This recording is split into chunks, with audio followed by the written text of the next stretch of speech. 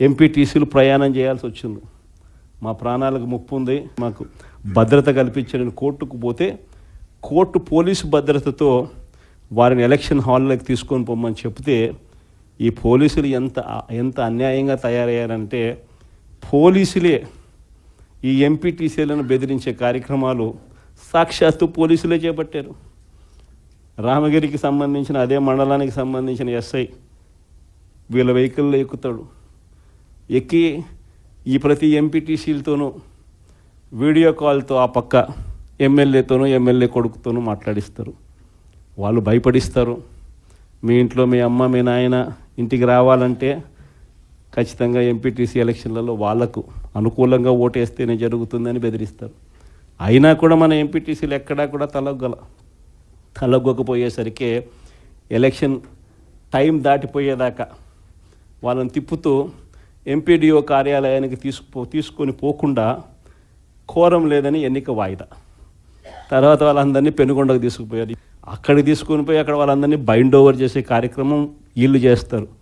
ఏమయ్యా ఈ అన్యాయం అని చెప్పి మన పార్టీ జిల్లా అధ్యక్షురాలు ఉషమ్మ గట్టిది స్టీల్ లేడీ అని చెప్పాలి, ఆవిడతో పాటు కంటెస్ట్ చేసిన ఎమ్మెల్యే ఇద్దరు పోయి మా ఎంపీటీసీలు మీరు ఎలా నిర్బంధిస్తారని చెప్పి పెనుగొండలో ఆమె ధర్నా చేస్తే ధర్నా చేసినందుకు వీళ్ళ మీద కేసులు. వీళ్ళు మా పార్టీకి సంబంధించిన మా ఎంపీటీసీలకు తోడుగా నిలబడేదానికి వీళ్ళు పోతే వీళ్ళ మీద కేసులు పెట్టి అరాచకం సృష్టించే కార్యక్రమం ఇద్దరితో ఆగల. మళ్ళీ రామగిరిలో మళ్ళీ ఎన్నిక జరపాల్సి వస్తుంది కాబట్టి భయానక వాతావరణం క్రియేట్ చేయడం కోసం అని చెప్పి లింగమయ్య అని చెప్పి మన పార్టీకి సంబంధించిన ఒక కురుబ నాయకుడు, ఒక బీసీ నాయకుడు ఏకంగా యాక్టివ్గా ఉన్నాడు అని ఆ మనిషిని కొట్టి చంపారు. నిజంగా ఆశ్చర్యం అనిపించింది, బాధ అనిపించింది. ఎందుకు ఈ రాజకీయాలు ఈ స్థాయికి దిగజారుస్తున్నారు అని చెప్పి. అరే మంచి చెయ్యి, సూపర్ 6 హామీ ఇచ్చినాం, సూపర్ 7 హామీ ఇచ్చినాం, పిల్లలకు చేయాల్సిన ఫీజు రీఎంబర్స్మెంట్ బకాయిలు పెండింగ్లో పెట్టాం, ఆరోగ్యశ్రీ బకాయిలు పెండింగ్లో పెట్టాం, రైతులకు అన్యాయం చేస్తూ ఉన్నాం. ఇవన్నీ సరిదిద్దుకొని మంచి చెయ్యి, ప్రజల మనసుల్లో స్థానం సంపాదించుకుంటే ఆటోమేటిక్లీ ప్రజలు ఓట్లు వేస్తారు. కానీ ఈ మాదిరిగా దిగజారిపోయి మనుషులను చంపే స్థాయిలో రాజకీయాలు చేయడం మొదలు పెడితే, దానికి పోలీసులను ఉపయోగించుకునే కార్యక్రమం చేస్తే వ్యవస్థలు ఎంత దిగజారిపోతాయి అని చెప్పడానికి పూర్వపు రోజుల్లో మనం అంతా బీహార్ గురించి మాట్లాడేవాళ్ళం. బీహార్లో ఎలా ఉండేటివి, బీహార్లో అలా ఉండేటివి అని.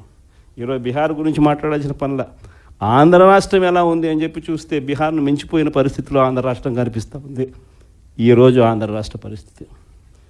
ఇలాంటి పరిస్థితుల మధ్య మనం యుద్ధం చేస్తూ ఉన్నాం. మీ అందరికీ నేను ఒకటే చెప్తా ఉన్నా, కష్టాలు శాశ్వతం కాదు. ఒక చీకటి వచ్చిన తర్వాత ఖచ్చితంగా వెలుతురు వస్తుంది. ఇది ప్రతి ఒక్కరం గుర్తుపెట్టుకోండి. చూస్తూ కన్ను మూసుకుంటే 3 ఏళ్ళు కూడా అయిపోతుంది. ఈ 3 ఏళ్ళు మాత్రం గట్టిగా తోడుగా నిలబడండి, నాకు తోడుగా నిలబడండి, ప్రజలకు తోడుగా నిలబడండి. ఆ తర్వాత మళ్ళీ వైఎస్ఆర్ కాంగ్రెస్ పార్టీ మళ్ళీ అధికారంలోకి ఖచ్చితంగా వస్తుంది.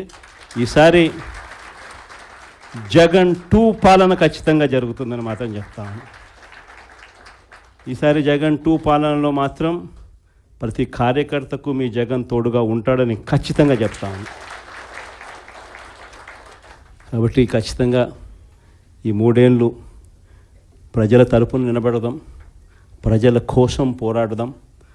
విలువలు విశ్వసనీయతతో కూడిన రాజకీయాలకు YSR Congress party care of అడ్రస్గా ఎప్పటికీ నిలుస్తుందన్న సంకేతం ఖచ్చితంగా ఇద్దామని చెప్పి మీ అందరు. చంద్రబాబు నాయుడు గారు మనకు తెలియకుండా ప్రతి ఇంటికి తాను మోసం చేశాడు, ప్రతి ఇంటికి తన మనుషులను పంపించాడు, ప్రతి ఇంటికి వాళ్ళ ఎమ్మెల్యేలందరూ కూడా తిరిగారు, ప్రతి ఇంటికి వాళ్ళ కార్యకర్తలు వెళ్ళారు, ప్రతి ఇంట్లోనూ కూడా కరపత్రాలు పంచారు, ప్రతి ఇంట్లోనూ కూడా ఇదిగో అమ్మ చంద్రబాబు నాయుడు గారు బాండు పంపించినారు, ఆ బాండు పత్రాలు ఇదిగో అమ్మ అని చెప్పి కూడా బాండు పత్రాలు కూడా ఇచ్చినారు. ఇంట్లో ఎవరు కనపడినా మోసం చెయ్యని సెక్షన్ అనేది లేకుండా ప్రతి ఒక్కరికి కూడా చెప్పుకొచ్చారు. దీనివల్ల ఏం జరిగిందంటే ఒక 10% ప్రజలు నమ్మినారు. జగన్ చేయగలిగినాడు కదా, అది కూడా ఒక రకంగా తప్పు మందేనేమో. ఎందుకంటే జగన్ చేయగలిగినాడు కదా, కాబట్టి జగన్ చేశాడు కాబట్టి చంద్రబాబు నాయుడు జగన్ చేసేటివన్నీ చేస్తానని చెప్తున్నాడు, అది కాక ఇవన్నీ చేస్తానని కూడా చెప్తా ఉన్నాడు. కాబట్టి చేస్తాడేమో, మనిషి మారినాడేమో అని చెప్పి కొద్దో గొప్ప ఒక 10% ప్రజలు ఆయన మాటలు నమ్మడం, దాంతో 50% ఇంతకు ముందు వచ్చిన ఓట్ షేర్ మంది 40% ఓట్ షేర్కు ఒక 10% ప్రజలు నమ్మి అటువైపున కొంచెం చెయ్యి అలా పోయింది. కానీ ఈరోజు 11 నెలలు గడిచాయి. 11 నెలలు గడిచిన తర్వాత ఒక బడ్జెట్ అయిపోయింది. ఆయన అధికారంలోకి వచ్చిన వెంటనే ఒక బడ్జెట్ ప్రవేశపెట్టినాడు. 2వ సంవత్సరం బడ్జెట్ కూడా ప్రవేశపెట్టేసినాడు. సరే, 2 బడ్జెట్లు అయిపోయినాయి.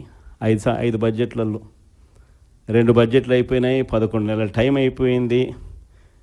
ఈ 11 నెలల కాలంలో ప్రజలంతా కూడా అదిగో చంద్రబాబు నాయుడు చేస్తాడు, ఇదిగో చంద్రబాబు నాయుడు చేస్తాడు అని చెప్పి ప్రతి ఒక్కరూ ఎదురు చూస్తూ వచ్చారు. ఇంతవరకు పరిస్థితి చూస్తే ఏమంటాడు ఇప్పుడు ఏమంటా ఉన్నాడు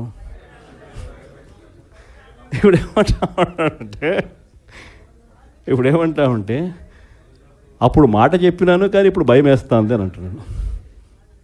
అప్పుడు మాట చెప్పినాను కానీ ఇప్పుడు భయం వేస్తూ ఉందని అంటున్నాడు.